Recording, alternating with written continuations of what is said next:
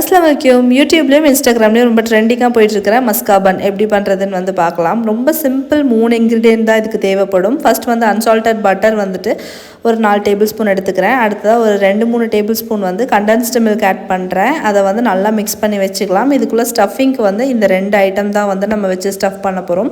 நல்லா மிக்ஸ் பண்ணி எடுத்துக்கோங்க. இது ரெடி பண்ணி ஒரு ஓரமாக வச்சுக்கலாம். அடுத்ததாக நான் வந்து தோசைக்கல் வந்து சூடு பண்ணி எடுத்துக்கிறேன். அதில் நான் எடுத்துருக்கிற பன் வந்து ஷேப் பாருங்களேன், ஸ்கொயர் ஷேப்பில் இருந்துச்சு இங்கே பன். ஸோ கொஞ்சமாக பட்டர் வந்து தவால போட்டுக்கலாம். அதுக்கப்புறம் நம்ம வச்சுருக்கிற பன் எல்லாத்தையுமே வந்து 2 சைடுமே டோஸ்ட் பண்ணி எடுக்க போகிறோம். நிறைய பட்டர் போட்டு டோஸ்ட் பண்ணாங்க, பட் இந்த அளவுக்கு பட்டர் போட்டால் போதுங்கிற மாதிரி இருந்துச்சு. இதுவே நல்லா டேஸ்டியாக தான் இருந்துச்சு. நல்லா 2 சைடுமே நம்ம வந்து நல்லா டோஸ்ட் பண்ணி எடுத்துக்கலாம். சில வீடியோஸ் பார்க்கும்போது இந்த பன்னை நடுவில் ஸ்லிட் பண்ணிவிட்டு 2 சைடுமே டோஸ்ட் பண்ணி எடுத்துருந்தாங்க. நீங்கள் அப்படி கூட டோஸ்ட் பண்ணி எடுத்துக்கலாம். பட் நான் இந்த மாதிரி செஞ்சுருந்ததே ரொம்ப நல்லா தான் இருந்துச்சு. ஒரு பன் மட்டும் கொஞ்சம் கருகி இருந்துச்சு இல்லையா, அந்த பன் சாப்பிட்றதுக்கு இன்னுமே நல்லா டேஸ்டியாக இருந்துச்சு. ஸோ பன்னை வந்து 2ஆக ஸ்லிட் பண்ணதுக்கு அப்புறமா நம்ம ரெடி பண்ணி வச்சுருக்கிற பட்டர் அண்ட் மில்க் மேட் மிக்சரை வந்து நடுவில் வச்சிடலாம்.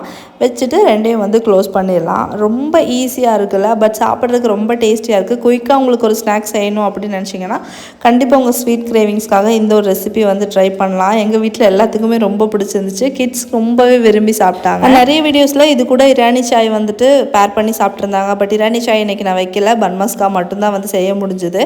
பட் கண்டிப்பாக ஒரு மஸ்ட் ட்ரை ரெசிபி ட்ரை பண்ணி பார்த்துட்டு எப்படி வந்துச்சுன்னு சொல்லுங்கள். தேங்க்ஸ் ஃபார் வாட்சிங். அஸ்ஸலாமு அலைக்கும்.